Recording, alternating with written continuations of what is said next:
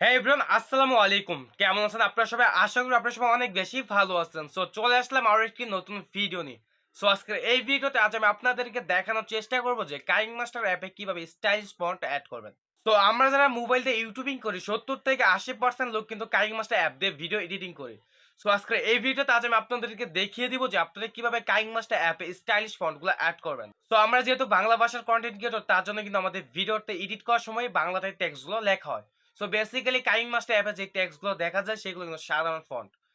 So আজকের এই ভিডিওতে আজ আমি আপনাদেরকে দেখিয়ে দিব যে কিভাবে আপনারা খুব সহজে কাইনিমাস্টার অ্যাপে স্টাইলিশ ফন্টগুলো এড করবেন। তো সম্পূর্ণ ভিডিও যত থাকছে আমি মোহাম্মদ সাব্বির হাসান এবং আপনারা দেখছেন হাসান টেকলেন। আমাদের চ্যানেলটা সাবস্ক্রাইব করা না থাকলে অবশ্যই সাবস্ক্রাইব করবেন এবং সাবস্ক্রাইব করার পাশে থাকা বেল বাটনটি অন করে দিবেন।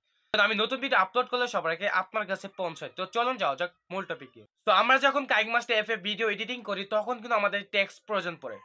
তো সেখানে যদি আমরা টেক্সট গুলো লিখি সেখানে সাধারণ একটা ফন্ট দেখা যায়। সো আজকের এই ভিডিওতে আজ আমি আপনাদেরকে দেখিয়ে দিব যে কাইনিমাস্টার অ্যাপে কিভাবে স্টাইলিশ ফন্ট এড করবেন। তো চলুন যাওয়া যাক কাইনিমাস্টার অ্যাপে। তো কাইনিমাস্টার অ্যাপে আসার পর আমরা এখানে একটি নতুন টেক্সট নিব। তার জন্য লেয়ার টাচ করব, লেয়ার থেকে টেক্সটে ক্লিক করব। এন্ড এখানে আমরা টেক্সটে লিখে দিব। তো টেক্সট লেখা হয়ে গেলে আমরা এখান থেকে ওকে তে ক্লিক করব। তো বেসিক্যালি এখানে আমরা বাংলা একটি টেক্সট নিব, যেহেতু আমরা এখানে বাংলা ফন্ট ইউজ করব। সো আমাদের টেক্সটে একদম সাধারণ যে ফন্টগুলো ইউজ করে সচরাচর সেটা ব্যবহার করা হয়েছে। সো আমরা এখন যে কাজটা করব আমাদের টেক্সটের যে লেয়ার সেটার উপরে ক্লিক করব। তো এখানে ক্লিক করার পর ফন্ট একটা অপশন দেখতে পাচ্ছি, এখানে ক্লিক করব। এখানে ক্লিক করার পর অসংখ্য আমরা ইংলিশ ফন্ট দেখতে পারবো। সো আমরা যেহেতু বাংলা ফন্ট অ্যাড করব তার জন্য আমাদের ডাউনলোড করতে হবে। তো ডাউনলোড করার উপরে একটা হোম অপশন দেখতে পাচ্ছি, হোমের মতো, সেটাতে ক্লিক করব।